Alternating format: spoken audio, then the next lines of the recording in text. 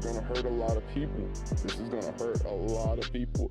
This was a well-known individual, and I had the pleasure of doing it. The matter is, we have a young male in his 30s that's deceased, and he was pretty much executed. Every day. Okay. Every day. The man inside that car was a rapper who had left Washington, D.C., hoping to start an entirely new life in the South. But even before he made that move, people close to him had warned that he was stepping into a dangerous situation. He told me that the guy followed him to his house. He said, Mommy, he know where I live at. I said, Montez, you need to leave the girl alone. His name was Martz, and we're going to take you through every detail of what happened to him. But before we dive into Martz's story, we need to begin with another one. What you're about to hear is the story of 3 different relationships from 3 different cities. Every one of them ends with someone losing their life. The states are different, the people are different, and the weapons are different, but the same heartbreaking pattern runs through them all. One person couldn't move on. Another was already preparing to leave. And by the time the full truth came to light, it was far too late to change anything. We're going to guide you through all 3 stories. By the time we reach the 3rd one, you'll watch a woman sit in a courtroom and face one of the coldest questions a judge can ask. The answer she gives is something you won't easily forget. Our story begins in Greenville, South Carolina, with a young man named David Edens Jr. and the mother of his child, a woman named Khadijah Bryson. David Maris Duke Edens Jr. was born on April 22, 1997, in Greenville. Everyone who knew him described him as the kind of person who could brighten a room the moment he walked through the door. He attended Carolina Academy, was known as the funny one among his friends, and shared a dream that many young men in the culture have, to succeed as a rapper. He uploaded his freestyle performances online under the name Sosa Pakak Sour. Really? What they talking about? What could the junkie know my name? They know my what could the junkie my name and they know my face? So tell me what. He liked to show off a little, laughed often, and above all else, he loved being a father. He's like, that was an act. They get madder. No, let me put that one in, baby. That's it, baby doll. He had 2 children, a son named Amir and a daughter named Connie. Everyone who knew him kept saying the same thing. His children always came first. His cousin described him as a great father, a devoted family man, and an outgoing person who loved taking his kids to the park just to watch them run around and enjoy themselves. That was who David was before everything took a tragic turn. Khadijah Bryson was a few years older than David. She was about 25 in 2019 and worked as a cashier at a McDonald's in Greenville. That was where the 2 of them first met, sometime around 2017. She was already a mother, and public records show that she had previously been arrested in 2016 in connection with robbery and assault charges. In the beginning, though, none of that seemed to matter. At first, they were simply 2 young people who fell for each other and began building a life together. Their relationship moved quickly, and before long they welcomed a baby girl, born around 2018. For a while, they looked like any other young family trying to make life work. David's family embraced Khadijah and treated her like one of their own because of the child they shared. Later, they said they had accepted her as family and never imagined she would one day be the person responsible for taking David's life. That is what makes the ending especially painful for them. They welcomed her into their lives long before any of the tragedy began. David was genuinely committed to being the best father he could be. He regularly took his son and daughter to the park, spending quality time with them and making sure they had fun. Everyone who knew him kept coming back to the same description. He was a great dad. He also had dreams of making it in music, and like many young men in the culture, he chased those dreams by posting freestyle videos online and celebrating every small success while talking about reaching the next level. He was 22 years old, still discovering who he wanted to become, and by every honest account, he was a kind-hearted young man who wanted nothing more than his family, his music, and some peace. But the relationship did not remain happy. It became the kind of on-again, off-again relationship where no one could ever tell whether they were together or separated from one week to the next. After their daughter was born, they broke up and tried to co-parent, and that was when everything began to fall apart. The arguments became constant. The breakups turned increasingly bitter, and instead of keeping their problems private, the conflict spilled onto social media for everyone around them to witness. David began expressing online just how exhausted he had become, and he did not try to hide those feelings. In one of the videos that circulated, the frustration in his voice is impossible to miss, while she can be heard yelling in the background. That single clip says everything about the emotional place they had both reached. Huh? Huh, you heard me. What you saying? Why you up there trying to front for them? I cracked your window. That's not my car. It ain't in my name. Driving it. So you responsible. I'm taking it back today. It's a rental. I don't care. Move. I'm gonna take your chance.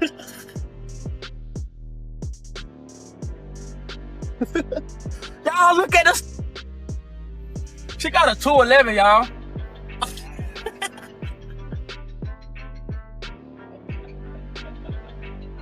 No. That bitch got a black and mild behind her ear. No, she losing herself. Baby mama. Baby mama. Why you doing all that? I wanna talk to you. Where my child at? Can we go take the DNA test today? Oh. Damn, boy, I wish I never dealt with her, boy, ever again in my life. I had to bag back up. But y'all going in on these comments. Look, look.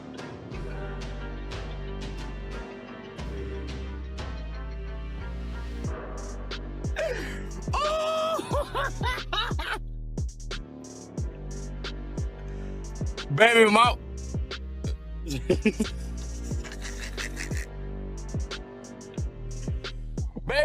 Baby mama, I'm tired of you. You doing things that a child will do. Somebody help me, please. That was not an isolated incident. There is also a much longer video, running for nearly 42 minutes, which people say was posted months before David was killed. It gives a clear picture of how toxic their relationship had become. According to reports about that footage, Khadijah is seen damaging his car, pouring a drink inside it, and even biting him during an argument over their daughter, while David recorded everything and repeatedly pleaded for someone to step in and help. In those same recordings, David spoke about feeling like he could not even defend himself. He said he was afraid of being falsely accused of something that could put him behind bars, and he explained that he wanted a restraining order simply so he could have some form of protection. That is a difficult reality to think about, a young man documenting his own fear because he believed no one would believe him otherwise. The co-parenting situation only made things worse. Instead of their daughter bringing some peace into the situation, she became the center of nearly every conflict. They argued over who would have time with her and when. David even suggested getting a DNA test during one of their disputes. According to reports, there were also times when their daughter was allegedly caught in the middle of car chases and confrontations involving the two of them. The one thing that should have remained protected, the safety of a 1-year-old, kept getting pulled into a conflict between two adults. That same feeling comes through in another recording, where David can be heard pleading out loud like someone who already believed that no one was going to come and save him. Baby mama, I'm tired of you. You doing things that a child will do. Somebody help me, please. That word, help, carries even more weight by the time this first story is over because David repeated it again and again in one video after another. According to the reporting, Khadijah was the one who continued fueling the conflict, following him, creating confrontations, and refusing to let go even after he had made it clear that the relationship was over. David wanted to move on, but she would not allow that chapter to close. In situations involving domestic conflict, that particular combination has ended in tragedy for far too many people. By the fall of 2019, David had made his decision. He had completely pulled away. He was keeping a lower profile and staying at a Motel 6 on Wade Hampton Boulevard while trying to get his life back in order. He told anyone willing to listen that he was finished with the relationship and finished with her. Then, the night before everything came to an end, he he shared one final message with the world. It was a short post, but looking back now, it carries far more meaning than it did the moment he wrote it. On the 18th of November, 2019, David posted what would become his final social media message. It read almost like a promise he was making to himself. "All I know is I will stay single for life before I enter another toxic-ass relationship." Fact, he had made up his mind. He was putting those words out into the world because he wanted peace.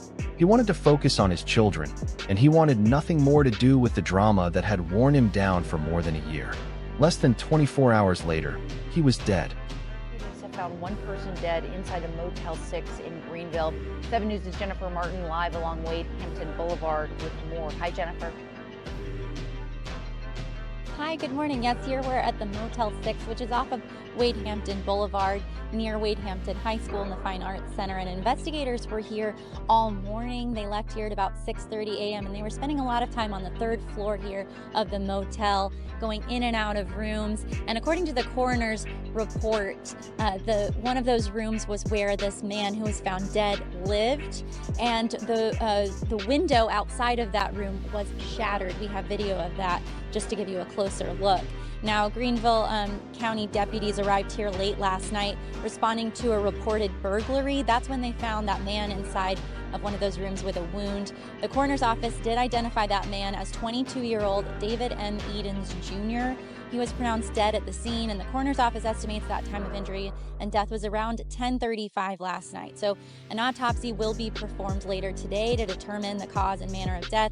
But several people who were coming in and out told me they didn't hear anything last night, and this is the first time they've noticed anything unusual, except one person told me they did hear a woman screaming loudly around that time of night. However, I did talk to one woman who just said that she's a little concerned living here. Here is what the sheriff's office and local reports say happened that night. On the 19th of November, at approximately 10:35 in the evening, deputies were called to the Motel 6 on Wade Hampton Boulevard. At first, the incident was not reported as a shooting. Instead, it came in as a burglary because someone was breaking the windows on the motel's upper floor, including the windows of rooms that had no connection to anyone involved. According to the reports, that person was Khadijah.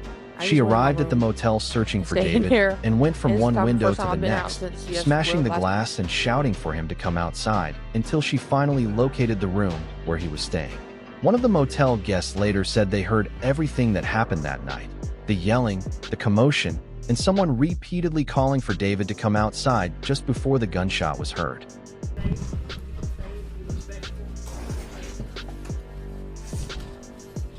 Think about everything that had to happen before she even reached that room. She had to know where David was staying. She had to travel there, then move from one window to another in the dark, searching for him, while everyone on that floor could hear what was happening. That was a long period of time during which she could have changed her mind and walked away. But she never did. When she finally reached him, an argument broke out inside the motel room, and it ended with a gunshot. David Edens Jr. was shot and died there in that room. He was 22 years old, and his life ended in a budget motel because of a relationship he had already told the world he was leaving behind. The coroner ruled his death a homicide. Khadijah fled the scene that night, but the following morning, she turned herself in at the Greenville County Law Enforcement Center. She was charged with murder, possession of a weapon during a violent crime, and malicious damage for all of the windows that had been broken. Later that same day, she appeared in bond court, and that was when the case became something people across the internet closely followed. David's family filled the courtroom, and as they sat there grieving, Khadijah stood before the court and offered a tearful apology. She told them the gun had discharged accidentally and insisted that she had never intended to hurt David. Listen to how David's family entered that courtroom, still searching for the one answer that no one could give them.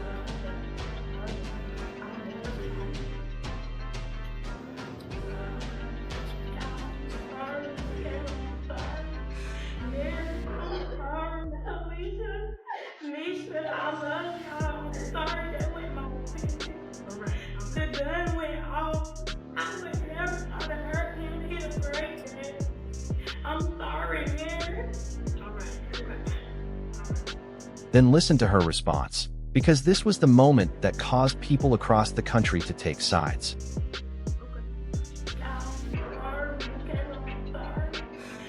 Her explanation was that the gun went off. But David's family and the prosecution did not accept that version of events, and it's understandable why. Consider everything that happened before they ever reached that motel room. From the state's perspective, she did not simply end up there by chance.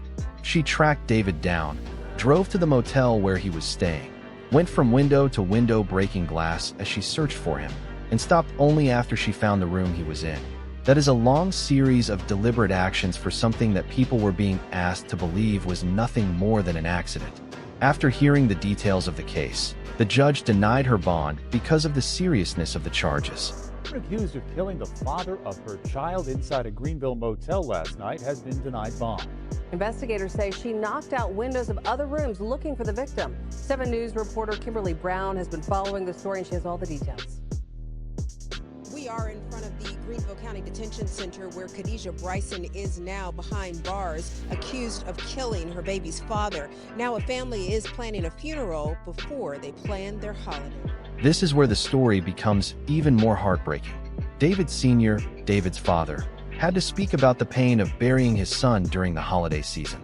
Even while carrying that grief, he tried to look at the situation fairly. According to the reporting, he made a point that stayed with many people. In a tragedy like this, nobody truly wins. His son was gone. Khadijah's children were about to grow up without their mother because of where her future was headed.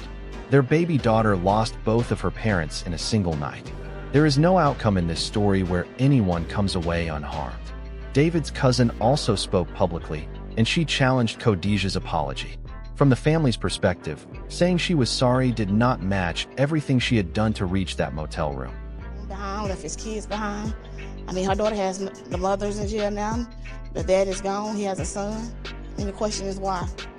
You had time to think. You weren't looking for him. David's family made it clear from the beginning that they wanted real accountability, and that was reflected in the way they carried themselves throughout the entire case. There is also a broader issue worth recognizing. This was a domestic situation that had been playing out publicly for months before it turned deadly. It followed a pattern that appears again and again in cases like this, where firearms are involved in a significant number of intimate partner homicides. The warning signs were visible for everyone to see. The arguments were captured on video. David's fear was captured on video. Without realizing it, he had almost written his own farewell. Yet there was no system able to step in quickly enough to separate them before it was too late. David was laid to rest at the end of that month, and his family has continued to honor his memory ever since. They play his music, share his photos, and keep his name alive for the 2 children he left behind. One family member said they listen to his songs every single day because they give them inspiration. It is both a beautiful way to remember him and a painful reminder, because those songs are all that remain of a young man who was still working toward his dreams. As for Khadijah, her case has moved through the court system at a pace that has frustrated many people following it. Based on publicly available reporting, the proceedings have been delayed year after year, with the case moving slowly while she has remained in custody at the Greenville County Detention Facility awaiting the conclusion of the legal process. The defense has consistently argued that the shooting was a heat-of-the-moment accident with no prior plan, while the prosecution has continued to point to her deliberate search through the motel as evidence that it was anything but accidental. No matter what a jury ultimately decides, the central tragedy remains unchanged. A young father who openly said he wanted nothing more than peace was killed by the mother of his child inside a motel room. Their young daughter now has to grow up carrying the weight of that reality. That brings us to the end of our first story from South Carolina. A man who recognized the danger, spoke about it openly, and still could not escape it in time. Now we turn to Texas and the man we mentioned at the beginning, because his story actually begins nearly 1,000 miles away in the housing projects of Washington, D.C. It is the story of a young man who, by most accounts, did almost everything right. Martz Hurt was born around 1992 in Washington, D.C. He grew up in some of the city's toughest low-income neighborhoods, where young black men are rarely given a clear path to success. But from an early age, Martz had a different kind of determination. He was a hustler in the truest sense of the word. He earned the rap, named Money Martz, while he was still in high school by selling sodas and bottled water on the streets to earn whatever money he could. That determination paid off in a way that very few people ever experience. By the age of 17, Martz had secured approximately $150,000 in scholarships through the DC College Success Foundation, a program supported by major backers, and he was accepted into more than 30 colleges. He was a young man from the projects who used education to create a way out. He chose to attend Florida A&M University in Tallahassee, where he studied criminal justice. It was exactly the kind of success story people hoped to see. A young man taking every hardship from his childhood and turning it into motivation. Martz was also honest about the mistakes he made along the way. He later admitted that he spent much of his scholarship money enjoying college life and found himself broke before graduating. It was a very human mistake for a young man who had gone from having almost nothing to suddenly holding more money than he had ever imagined. Even that setback became part of his story. Rather than giving up, he worked even harder and rebuilt everything through persistence and determination. While attending FAMU, he focused on music as a way to tell his own journey from struggle toward a better future. More than anything, he wanted his songs to carry a message that could inspire the young people coming up behind him. We get high every day.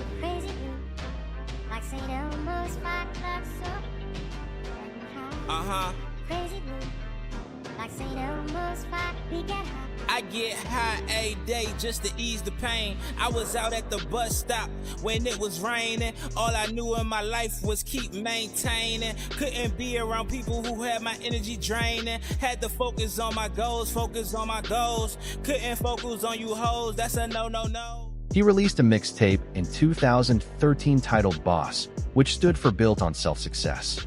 That phrase became the foundation of everything he represented. He performed during homecoming events, built genuine momentum in his local music scene, and eventually shared stages with major artists such as Kendrick Lamar, Juvenile, Currency, and Bobby Shmurda. He never became a household name, but he was doing everything an independent artist is supposed to do. He traveled across the country selling his own CDs, promoted his own merchandise, and built a loyal following by networking with the determination of someone whose future depended on it. He turned that relentless work ethic into an entire brand. Martz launched his Boss clothing line, selling t-shirts for $40 and hoodies for $60. He also visited schools as a motivational speaker, sharing his story with students who came from neighborhoods much like the one where he grew up, encouraging them to believe they could create a better future for themselves. His friends often described him as someone who lived by an "I can't stop, won't stop" mentality. Looking back at everything he accomplished in such a short period of time, that description feels completely accurate. Martz also experienced deep personal loss. His mother died in 2015, and he spoke openly about how close that grief came to pulling him into a very dark place. He credited music with helping him survive that period of his life. That spiritual side of him is visible in the footage that still exists today.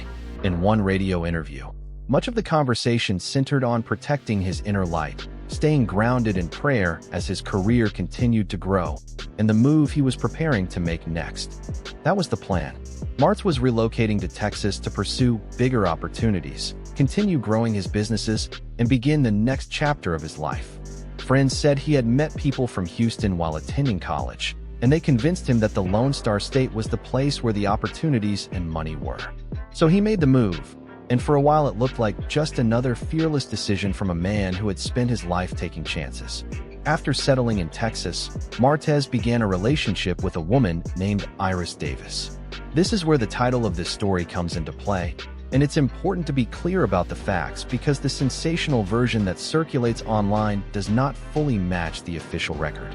Some versions claim that Martz was involved with a friend's wife, but the reporting tells a more specific story.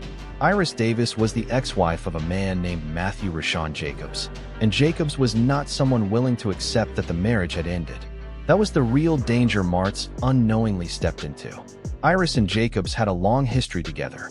They shared children, and their separation had been extremely bitter. According to reports, deputies had already responded to 3 domestic violence calls involving Jacobs and his ex-wife in March of 2020, months before Martz ever became part of the situation. The tension already existed and had been building long before Martz entered the picture. Once he started dating Davis, all of that anger became directed toward him. The conflict between the two men eventually turned physical. Martz told one of his friends that roughly 2 months before his death, he and Jacobs got into a fistfight in the parking lot of a Target located off the highway. But what happened the following morning was the part that should have alarmed everyone. According to reports, Jacobs allegedly used keys and a GPS tracking device to gain access to Martz's vehicle, then sat inside waiting with a gun. Take a moment to think about that. A grown man tracking another person's vehicle, getting inside it, and sitting there in the dark with a firearm, waiting. That goes far beyond a heated argument. It is no longer simply two men clashing over a relationship. It suggests someone who had already decided how he wanted the situation to end and was only waiting for the opportunity. Martz's friends were aware of the ongoing conflict. They described it as a tense feud filled with exchanges and joking that sometimes rubbed people the wrong way, but they never imagined it would end with someone's death. That is often the heartbreaking reality in situations like these. The people closest to the conflict can see the warning signs and sense that something is wrong, but very few expect the situation to become deadly until it finally does. Martz saw those warning signs as well. He believed Jacobs had placed a tracking device on his ex-wife's vehicle or her phone because Jacobs kept appearing unexpectedly and even sent photos of vehicles parked outside at night to let them know he was watching them. One of Martz's friends described the situation this way.